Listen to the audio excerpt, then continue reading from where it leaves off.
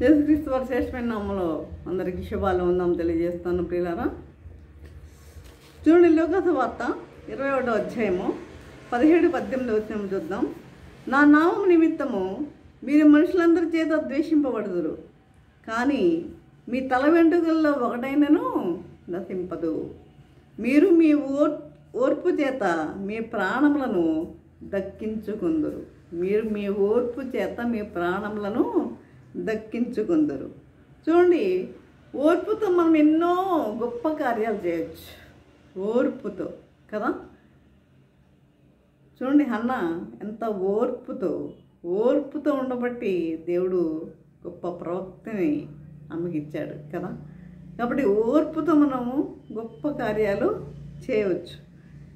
నిన్ను హింసిస్తున్నా, బాధ పెడుతున్నా, బాధగా భర్తను కావచ్చు, లేకపోతే అత్తమామలు కావచ్చు, ఇరుగు పొరుగు వారు కావచ్చు, ఎవరైనా కావచ్చు.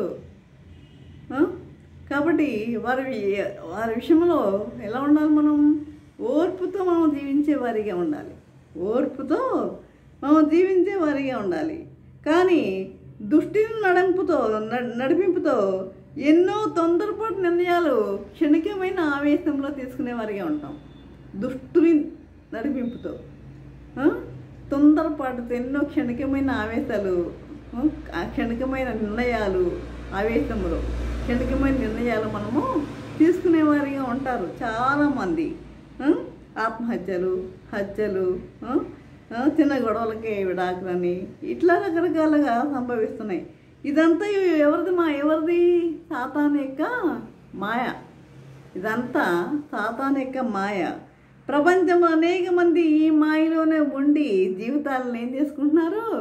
నాశనం చేసుకుంటున్నారు. ఈ మాయలోనే ఉండి ఏం చేస్తున్నారు? వారి యొక్క జీవితాలను నాశనం చేసుకుంటున్నారు. చూడండి, ఒక కుటుంబము వ్యాపారంలో బాగా నష్టపోయింది. ఒక కుటుంబము వ్యాపారంలో బాగా నష్టపోయింది.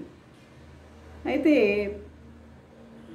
ఒక వ్యక్తి చెప్పాడానికి, ఒక చోట బంగారు గని ఉంది అని. ఆయనకి ఒక ఇల్లు మాత్రమే ఉంది, అంతే. అంతా పోగొట్టుకున్నాడు వ్యాపారంలో. ఇల్లు మాత్రమే ఉంది. ఆ ఇల్లు కూడా అమ్మేసి పొలాన్ని కొని, అంటే ఆ పొలంలో గని ఉందని చెప్పాడు. అయితే ఆ పొలాన్ని కూడా కొని ఏం చేశాడు? బంగారు గని కోసం ప్రతిరోజు రాత్రి వెళ్ళి గుణపం తీసుకుని వెళ్ళి రాత్రంతా తవ్వుతూ ఉండేవాడు. అంటే బంగారు గని కనపడుతుందేమోనని. కాబట్టి ఈ విధంగా అనేక రోజులు చేశాడు. అనేక రోజులు ఈ విధంగానే చేసుకుంటూ వచ్చాడు. చాలా రోజులు చేసుకుంటూ వచ్చాడు. కానీ ఆ బంగారు గని ఏమీ కూడా అతనికి కనపడలేదండి. ఆ బంగారు గని ఏమీ కూడా అతనికి కనపడలా. ఇంకేమనుకున్నాడంటే, ఇదే లాస్ట్, ఇదే ఫైనల్. ఈరోజు ఒక్కరోజు నేను తవ్వుతాను, లేకపోతే నా భార్య, నా బిడ్డలు అందరం కలిసి ఆత్మహత్య చేసుకుంటాం, ఆత్మహత్య చేసి చచ్చిపోతాం అని నిర్ణయించుకున్నారు. అదే ఆ రోజు వెళ్ళాడు, తవ్వాడు. ఆ రోజంతా తవ్వాడు. కానీ ఏం బంగారు కానీ ఏమి కూడా దొరకలేదు. ఇక ఇంటికి వచ్చి ఏం చేశాడు? తన విషయం తీసుకొని తన భార్యకి ఇచ్చి, బిడ్డలకి ఇచ్చి అందరూ కూడా ఆత్మహత్య చేసుకున్నారు.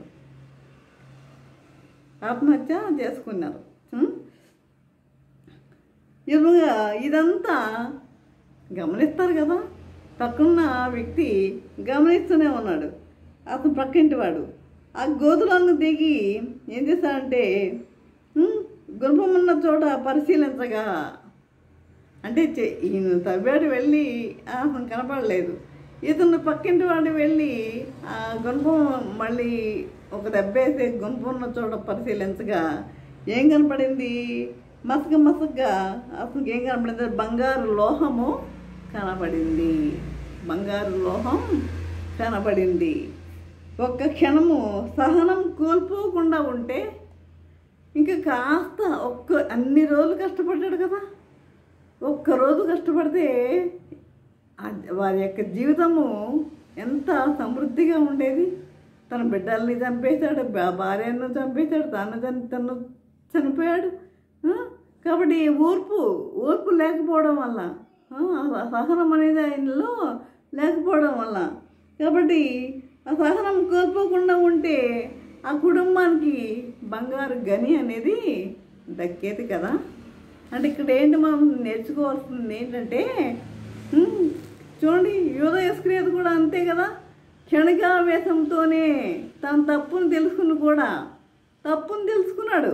తన తప్పు ఏంటో తెలుసుకుని మారు మనసు చెందక ఆత్మహత్య చేసుకుని మరణించి నరకం పాలయ్యాడు.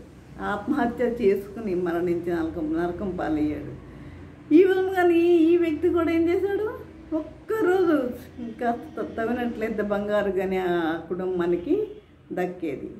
కాబట్టి ఓర్పు అనేది అవసరం మనకి. ఓర్పుతో మనం అనేకమైన గొప్ప కార్యాలు మనము సాధించవచ్చు. కాబట్టి ఈ విధంగా జీవించడానికి పరిశుద్ధాత్మ దేవుడు సహాయం చేసి నడిపించను గాక. ఆమేన్.